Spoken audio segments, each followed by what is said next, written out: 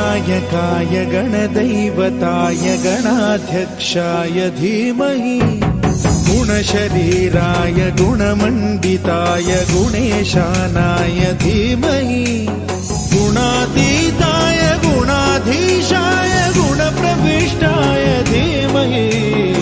एकदन्ताय वक्रतुण्डाय गौरीतनयाय धीमहि गजेशानाय भालचन्द्राय श्रीगणेशाय धीमहि